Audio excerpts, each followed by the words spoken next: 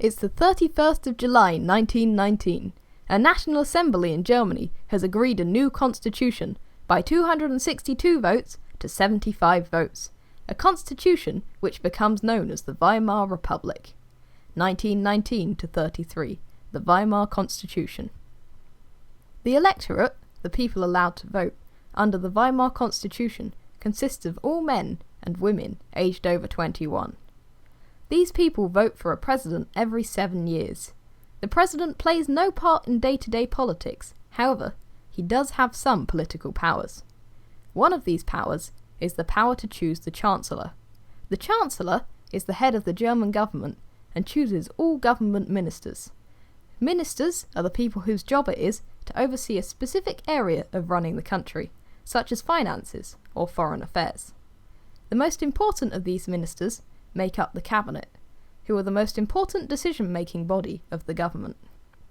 The Weimar Parliament is made up of two houses, who the electorate vote for every 4 years, the Reichstag and the Reichsrat. The Reichstag is the more powerful of these two houses. For instance, it controls taxation, and is directly elected by the people.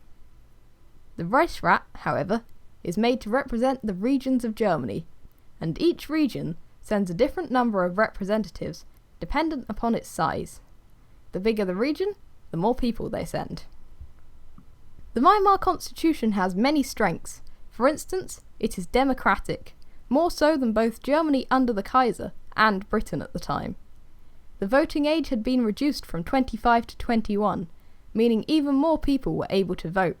Furthermore, the Reichstag is elected using a system known as proportional representation, meaning a party gets one representative for every certain number of votes it gets. In the case of the Reichstag, every 60,000 votes elects one representative. The constitution also has many checks and balances to stop any one person from gaining too much power over the republic. Under normal circumstances, the Chancellor, the head of the government, can only pass laws if both the Reichstag and the Reichsrat vote for them. The Reichsrat, the least powerful of the two houses, can delay any new laws passed by the Reichstag unless the Reichstag overrules the Reichsrat by a 2/3 majority. Central government also has more power than it did under the Kaiser. However, local government still keeps some of its power, giving each of the 18 regions of Germany some of their own independence. However, there are also weaknesses to the constitution. Proportional representation means that smaller parties find it easier to gain seats in the Reichstag. Throughout the 1920s, 29 different parties hold seats in the Reichstag at some stage. This causes weakness, as it means there are often no majority governments, where one party holds more than half of the seats in the Reichstag, so coalitions have to be formed. These are governments where different parties team up, until between them they have more than half of the seats in the Reichstag. In order to do this, parties often have to compromise, meaning there is often a lack of clear, strong policies. Moreover, coalitions frequently fall apart. Between 1919 and 1923, there are 9 different coalition governments. Also, the new constitution is weak in times of crisis.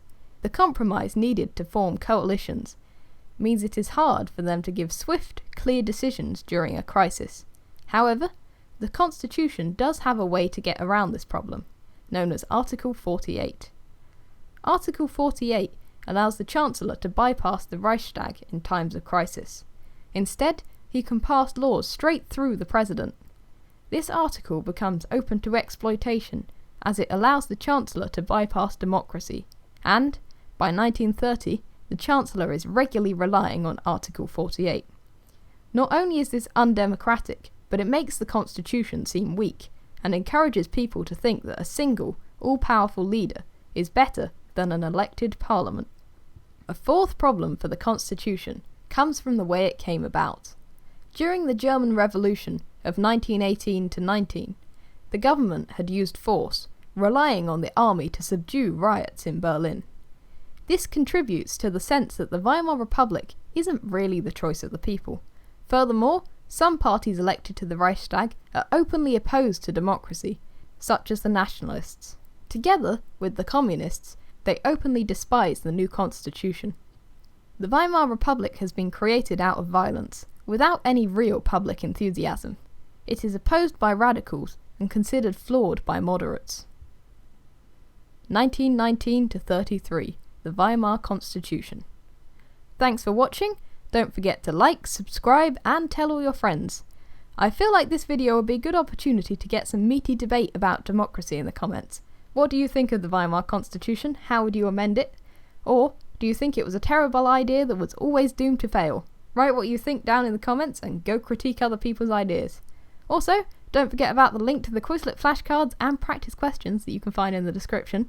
And I haven't shouted out my Twitter in a while, so if you want some strange insights into my mind and updates on when videos are coming out, which generally takes a long time. I mean, someone literally between my last video and this one commented asking if I was still making videos. Yes, I am still making videos. I was just busy doing sixth form. But yeah, go follow me on Twitter, @alongtimeago_YT. Wesad ye hala.